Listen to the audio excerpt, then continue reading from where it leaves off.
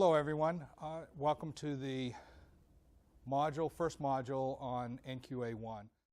I'm Norm Moreau, I'm the CEO and Chief Instructor for Theseus Professional Services.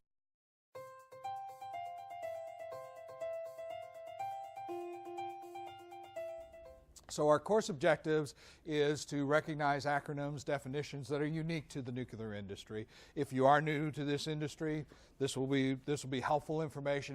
Describe how quality assurance is achieved in the nuclear industry. So a little bit of quality 101, if you will, in the presentation. And then we'll start into the roadmap of how the pieces fit together. And of course, those of you who kind of glanced at your book already, you'll see, there's 4 parts. I wonder what those are about. And that's the essence of our presentation. We'll also talk a little bit about interpretations because they can be helpful, and I'll try to discuss with you how they would fit in. And then at the end, you have an option of either just going through the check on learning, which we'll do, or taking an online examination. If you're interested in the online examination, at this point you'll just have to simply email us about that.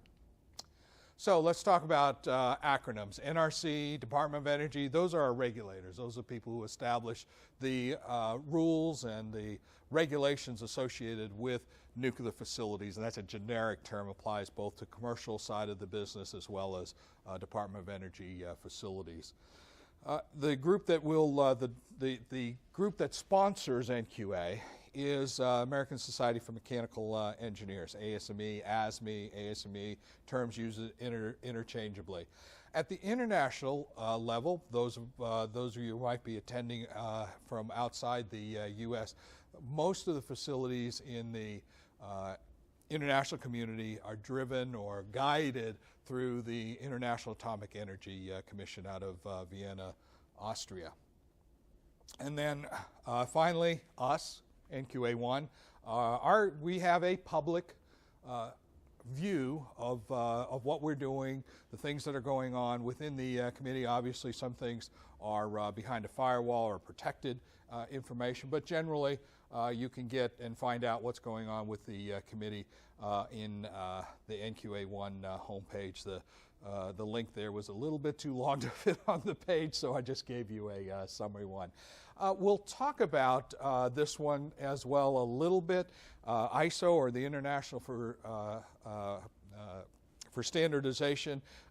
There aren't facilities that are run or people in the supply chain who are delivering product or running plants strictly to ISO, but that management system that is set up in ISO really is, on the international level, is fully integrated into their program, so I at least need to mention it and tell you how that fits into the picture.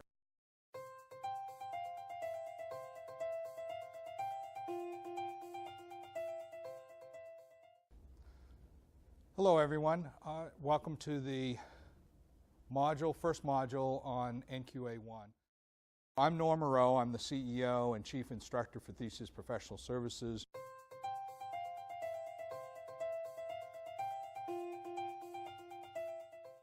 This is a big one. But both for the facilities, the actual operators of facilities, as well as the supply chain. Look, there's just not a lot of companies that have stepped up to having a full nuclear quality assurance program. And so what do? We got to buy things safety related, safety significant, safety class, whatever the terminology you use for those system structures and components that you rely upon, right? Remember our definition of quality assurance. And so where do I get this stuff? How do I bring that stuff in to my organization? Well, we can buy commercial product, off-the-shelf things, but we've got to do some extra stuff. So to bring it up, if you will. So if I buy it safety related, it sits up here, right? If I buy it with an NQA program, it's up here. If a commercial item is here, how do I bring the two together so that when I actually install the item and use it in my facility, I can call it safety related? This is the process that does that. So if you're in the supply chain, pretty good chance you'll wind up using subpart 214.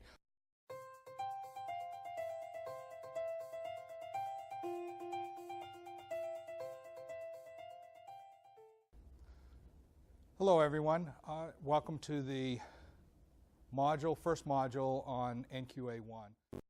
I'm Norm Moreau. I'm the CEO and Chief Instructor for Theseus Professional Services.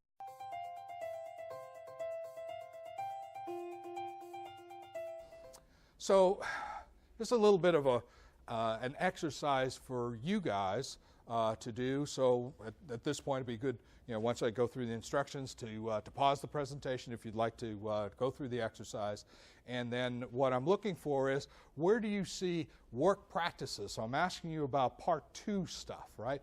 What part 2 stuff would apply in this particular scenario? There's probably some part 1 stuff in there as well. If you happen to put that in there, that's fine. Good part of the exercise, but I want you to focus in on the work practices of part 2. So we'll go ahead and pause now. If you want to continue, you're welcome to do that. Okay, welcome back. See how you guys did on that. Let me give you some ideas here. So looks like maybe we're inside the plant, so I'm making some assumptions here. I mean, this one struck me right off the bat, right? 215 for hoisting, rigging, and transport, right? They're moving this component around in a facility, and so clearly 215 would apply.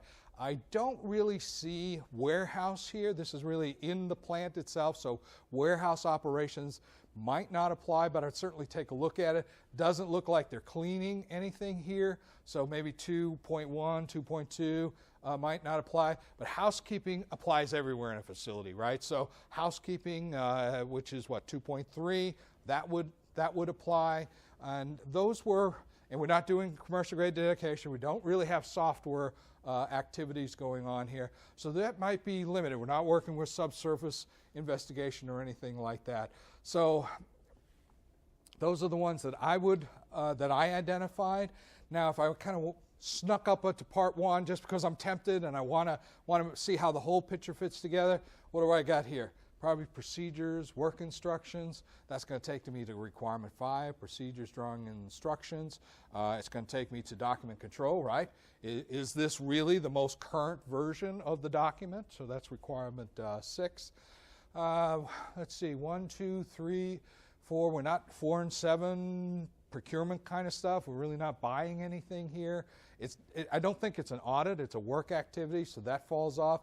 But they're probably, I don't see it here necessarily, but they're probably going to, maybe these are forms that they have to fill out. So have document control. When you have document control, you usually pick up requirements, requirement 17. You usually pick up records as well.